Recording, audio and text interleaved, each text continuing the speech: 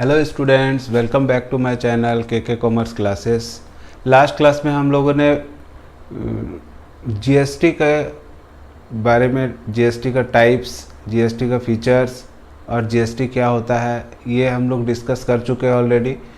आज हम लोग डिस्कस करेंगे कि जीएसटी का जो भी हम लोग टैक्स का कैलकुलेशन करते हैं उसका अकाउंटिंग सिस्टम कैसे डेवलप होगा, कैसे हम लोग उसको रिकॉर्ड करेंगे बुक्स ऑफ अकाउंट में, जर्नल एंट्री कैसे करेंगे और कंप्यूटेशन कैसे करेंगे कि हम लोग को जो जीएसटी का जो डिफरेंस अमाउंट होता है, इनपुट जीएसटी आउटपुट जीएसटी का जो डिफरेंस होगा उसको गवर्नमेंट को कैसे हम लोग पे करते हैं, उसका अकाउंटिंग ट्रीटमेंट क्या होता है। तो चलिए आज का वीडियो स्टार्ट करते हैं। अगर चैनल में नए हैं तो चैनल को सब्सक्राइब कर लीजिए और बेल आइकन भी प्रेस कर लीजिए ताकि नए नए वीडियो का नोटिफिकेशन आप तक पहुंच सके। जैसा कि हम लोग पहले ही जीएसटी के बारे में जाने हैं कि इनडायरेक्ट टैक्स होता है और ये हम लोग गुड्स एंड सर्विसेज पर लगाते हैं। भारत में 2017 से जीएसटी कानून लगा हुआ है और जो भी गुड्स एंड सर्विसेज मार्केट में प्रोवाइड किए जा रहे हैं उसके बदले में हम लोग जीएसटी वसूल कर रहे हैं और गवर्नमेंट को पे कर रहे हैं। तो इससे क्या होता है कि इनडायरेक्ट टैक्स वसूल हो रहा है और किसी तरह का टैक्स का चोरी नहीं हो पा रहा है, टैक्स का सही कंप्यूटेशन हो रहा है और गवर्नमेंट को पूरा पैसा मिल रहा है। तो एक बिजनेसमैन जब जीएसटी का रजिस्ट्रेशन करा लेता है और उसके बाद वो जो बिजनेस करते हैं तो जो जीएसटी का कलेक्शन होता है, जीएसटी का पेमेंट होता है, ये सब का अकाउंटिंग ट्रीटमेंट कैसे होता है ये जानना बहुत ज़रूरी है। और हम लोग का जो सिलेबस है उसमें भी अकाउंटिंग सिस्टम को सीखना है। तो सबसे पहले तो आपको ये सीखना है कि अगर आप कोई गुड्स परचेज करते हो, अगर तो आपको टैक्स देना होगा। पहले हम लोग को जीएसटी पहले पे करना है, उसके बाद फिर जब सेल करेंगे तो हम लोग जो जीएसटी लगाते हैं खरीदने के टाइम उसको वसूल कर सकते हैं बेचने के टाइम। तो जब हम लोग अकाउंटिंग सिस्टम डेवलप करेंगे परचेस करने के लिए, जो गुड्स परचेस करेंगे और वहाँ जो टैक्स वसूल होगा वो टैक्स हम लोग बोलते हैं इनपुट जीएसटी अभी बोल लेते हैं, ठीक है। और गुड्स जब हम लोग सेल करते हैं तो आउटपुट जीएसटी ऐसे लिखते हैं, ठीक है। आप हमेशा याद रखना इनपुट जीएसटी मतलब जब हम लोग परचेस करेंगे, आप इसको ऐसे भी बोल सकते हैं जब हम लोग टैक्स का पेमेंट करेंगे किसी सप्लायर को तो हम लोग इनपुट जीएसटी बोलते हैं। और इनपुट जीएसटी बाय नेचर से क्या होता है, एसेट होता है, ठीक है। और जब हम लोग जो परचेस किया हुआ गुड्स को बाजार में रीसेल करते हैं, फिर से बेचते हैं प्रॉफिट कमाने के लिए, तो गुड्स को जब हम लोग बेचते हैं तो कस्टमर से हम लोगों ने जीएसटी वसूल कर लेते हैं और जो इनपुट किए थे वो अपने पास रख लेते हैं और जो एक्स्ट्रा टैक्स आता है वो गवर्नमेंट को पे कर देते हैं। तो जब हम लोग सेल करेंगे तो आपको याद क्या रखना है कि आउटपुट जीएसटी हम लोग वहाँ लिखते हैं। और आउटपुट जीएसटी क्या होता है, लायबिलिटी होता है, ये याद रखिएगा। आपका ये एसेट होता है, ये लायबिलिटी होता है। एसेट हमेशा डेबिट होता है, इसलिए इनपुट जब भी करेंगे हम लोग तो इनपुट को डेबिट करेंगे और जब आउटपुट जीएसटी लेंगे कस्टमर से तो उसको क्रेडिट करेंगे। और जब ये सब का एडजस्टमेंट करेंगे और जो extra GST payable to government जो होगा उस समय हम लोग एडजस्टमेंट एंट्री करके जो डिफरेंस अमाउंट होगा वो गवर्नमेंट को पे कर देंगे, ठीक है। तो इसके अकाउंटिंग सिस्टम जानने के लिए क्या करना चाहिए, हम लोग को एक क्वेश्चन के माध्यम से इसको सीखने का कोशिश करते हैं कि कैसे जनरल एंट्री हम लोग बनाते हैं। तो एक क्वेश्चन है, pass entry in the books of the Sanjay Brothers assuming that all the transaction has been entered within Patna and assuming CGST at the rate of ₹6% and SGST at the rate of ₹6%।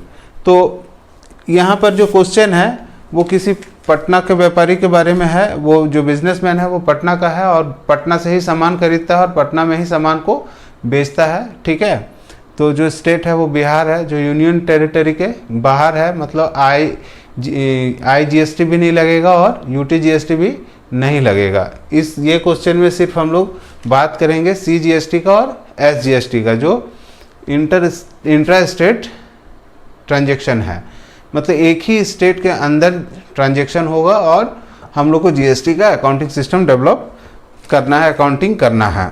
तो सबसे पहला transaction है, यहाँ लिख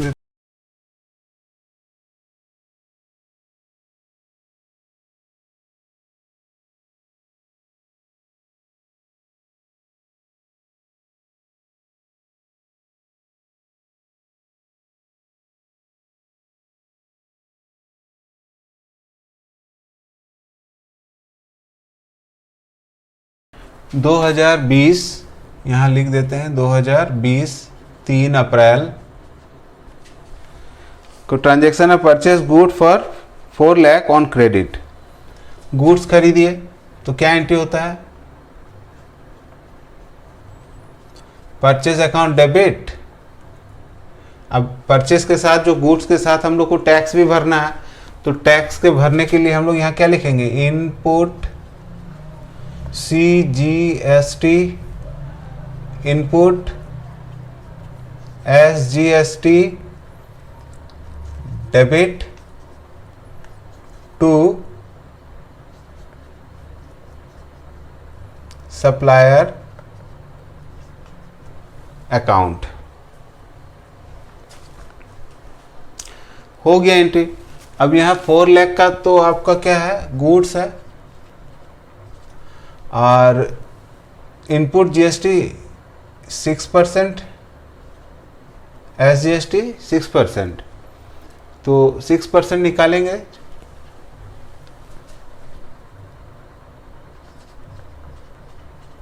चौबीस हजार।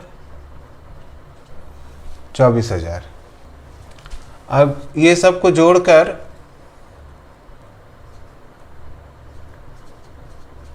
4,48,000 being goods purchase on credit. हो गया, एक एंट्री हो गया। इसी तरह दूसरा एंट्री है sold goods for ₹6 lakh on credit. तो ये है 7 अप्रैल को, जब हम लोग गुड्स बेचेंगे तो एंट्री क्या होता है, debtor account debit to sales account, जो कि बेसिक एंट्री है। अगर GST नहीं होता तो बस यही एंट्री होता। तो इसके साथ हम लोग को आउटपुट CGST 6% और टू आउटपुट SGST 6%। तो भाई सेल कितना का है, सेल है 6 लाख का। अब इस पर आपको GST चाहिए, तो GST कितना हो जाएगा, 6 36,000 और 36,000 दो बार। तो इसको टोटल करके यहाँ पर डेटर से पैसा वसूल करना है 6,72,000। आप यहाँ नरेशन लिख सकते हैं, being goods sold on credit. 2 transaction हो गया। तीसरा ट्रांजेक्शन है purchase computer printer for office for 25,000 and payment made by cheque. एक कंप्यूटर खरीदना है विथ प्रिंटर, और उसका जो पेमेंट होगा हम लोग को चेक से पे करना है 10 अप्रैल को। एंट्री है purchase computer printer for office for ₹25,000 and payment made by cheque. तो 10 अप्रैल को एक कंप्यूटर खरीद लीजिए। Computer account debit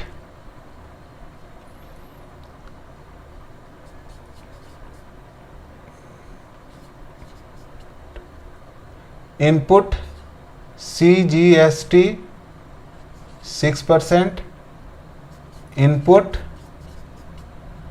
SGST 6%, debit. देखिए कुछ खरीद रहे हैं हम लोग, एसेट खरीद रहे हैं, तो उसके साथ टैक्स हम लोग को पे करना होगा कंप्यूटर में। तो 6% करके हम CGST और SGST कैलकुलेट करेंगे 25,000 पर। तो 6% आएगा आपका 1500, 1500 एंड 1500 दोनों जोड़ेंगे तो 28,000 का आपका बिल है। आपका टोटल इनवॉइस कितना का बना है? 25, 26, 27, 28,000 का। तो 28,000 आपको चेक के थ्रू पेमेंट करना है। नरेशन में आप लिख सकते हैं being purchase computer comma printer payment made by cheque. Fourth transaction है पेड लीगल कंसल्टेंसी फी 8,000। तो एक तरह का हम लोगों ने सर्विस लिया है, बदले में फ़ी पे किए हैं। तो एक तरह से क्या हो गया, हम लोग सर्विस परचेस किए हैं और डेट होगा इसका 20 April. Legal fee debit, input CGST 6%, input SGST 6% debit to cash account, क्योंकि पेड कर चुके हैं हम लोग। तो फी है 8,000, तो यहाँ 8,000 लिखेंगे। 8×48 480 रुपया, 480 रुपया, और ये सबको जोड़ के लिखेंगे 0 8 दूनी 16 हाथ के 1 9 एंड 8। बीइंग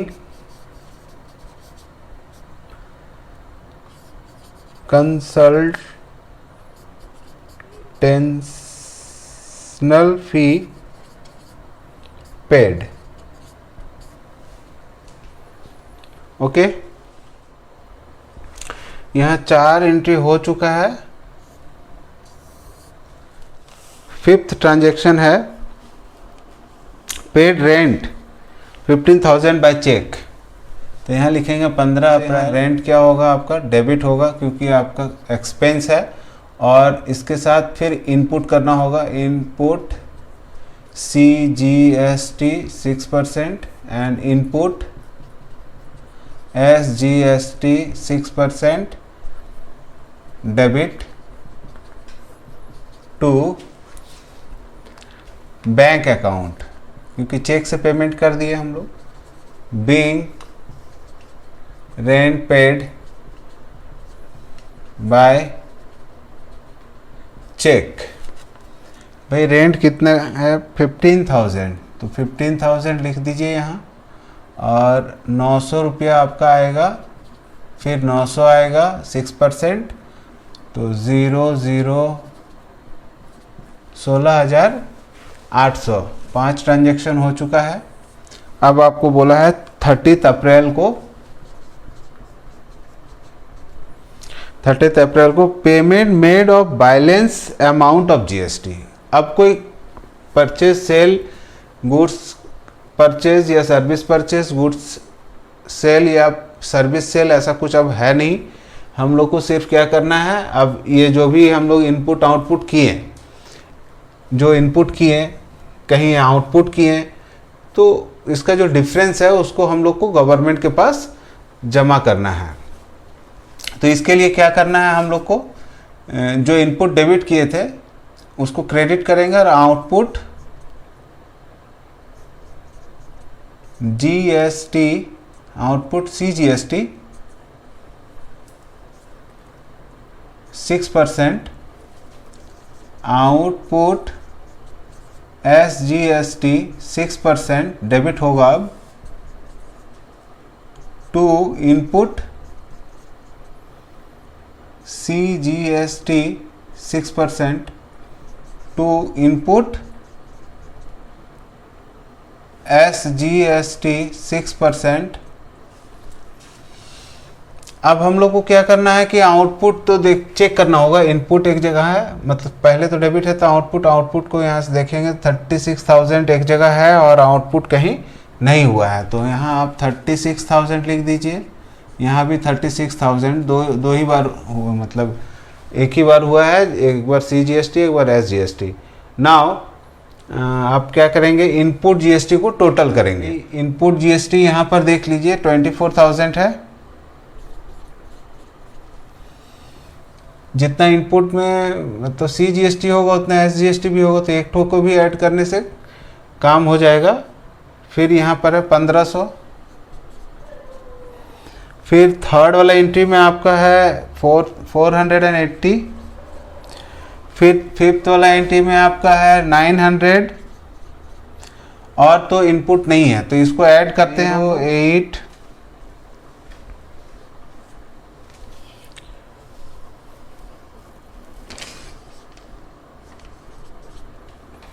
ठीक है, इसका टोटल जो ऐड करके आएगा वो 26,880 आएगा। तो इनपुट में आप लिख दीजिए यहाँ पर 26,880। तो इनपुट SGST में भी आएगा 26,880। अब देखो ये डेबिट में आएगा, दोनों को जोड़ते हैं अगर 36,000 प्लस 36,000 तो 72,000 आएगा। और इसको अगर ऐड करेंगे 26,880 को तो 067 43,760। देखिए अब ये जो टोटल आएगा और ये जो टोटल आएगा, दोनों का जो डिफरेंस होगा उस डिफरेंस को पहले कैलकुलेट करेंगे। तो 36,000 इंटू 2 इक्वल टू 72,000 होगा। माइनस कर देंगे 26,880 माइनस 26,880, तो आपका डिफरेंस आ रहा है 18,240। अब समझना ये है कि 18,240 रुपया हम लोगों को क्या करना है, अपने पास रखना है या बैंक के थ्रू गवर्नमेंट को जमा कर देना है। तो यहाँ पर आपको क्या करना है, बोल दिया है क्वेश्चन में कि आपको इसको गवर्नमेंट को जमा कर देना है। तो टू बैंक अकाउंट लिखिएगा। अगर गवर्नमेंट को जमा नहीं करेंगे तो पेएबल लिखिएगा, पेएबल टू गवर्नमेंट। देखिए यहाँ पर बहुत इजी है समझना। इनपुट मतलब हम लोग जो ना टैक्स लगाया था 24,000, एक बार यहाँ लगाया 24,000, तो दो बार में CGST SGST मिला के आपको 48,000 हो गया यहाँ पर। और इनपुट फिर किए हम 3,000, फिर इनपुट किए 960, फिर इनपुट किए 1800। ये सबको अगर जोड़ेंगे आप तो जोड़ के आपका आता है, आएगा 53,760। अब 53,760 आप टैक्स के रूप में लगाए थे गवर्नमेंट के पास। जो सामान आप खरीदने के समय आप टैक्स पे कर चुके हैं ऑलरेडी, बट जब आप इसको बेच दिए, ये सब सामान में से कुछ सामान को बेचे, तो आपका जो आउटपुट आ गया वो आ गया 72,000। अब ये आपका आ गया, मतलब ये आपका लायबिलिटी है और ये आपका एसेट है। तो भाई लायबिलिटी तो ज़्यादा है, तो जो ज़्यादा है वो है कितना, 18,240। ये आपका लायबिलिटी है कि आपको गवर्नमेंट को देना है। तो 18,240 अगर आप दे देते हैं तुरंत तो ये पेमेंट हो गया। आप अगर इसको अभी तुरंत नहीं देते हैं तो एंड ऑफ द मंथ में आपको देना है, रिटर्न फाइल करना है GST का, उस समय आपको 18,240 रुपये गवर्नमेंट को पे कर देना है। ये जो क्वेश्चन था वो इंट्रा स्टेट ट्रांजैक्शन पर बेस्ड था। इसके बाद एक वीडियो बनाएंगे जिसमें इंटर स्टेट रहेगा और यूनियन टेरिटरी का जो स्टेट होता है वो भी रहेगा, उसके हिसाब से करेंगे। और एक वीडियो ऐसा भी बनाएंगे जहां पर यहाँ पर तो आउटपुट और इनपुट को सेटअप करके जो डिफरेंस बचा वो हम गवर्नमेंट को दिए। अभी क्या है, आपका आउटपुट रहेगा, इनपुट आउटपुट SGST CGST रहेगा, आउटपुट में IGST भी रहेगा और इनपुट में भी IGST रहेगा, तो फिर वो सेटअप कैसे करेंगे? IGST का अगर आपके पास सरप्लस रहेगा, इनपुट किया हुआ रहेगा, इनपुट क्रेडिट है आपके पास अगर ज़्यादा, तो हम उसको कहाँ से सेटअप करेंगे? CGST से कि SGST से? इस पर हम लोग नेक्स्ट वीडियो में डिस्कस करेंगे। Thank you.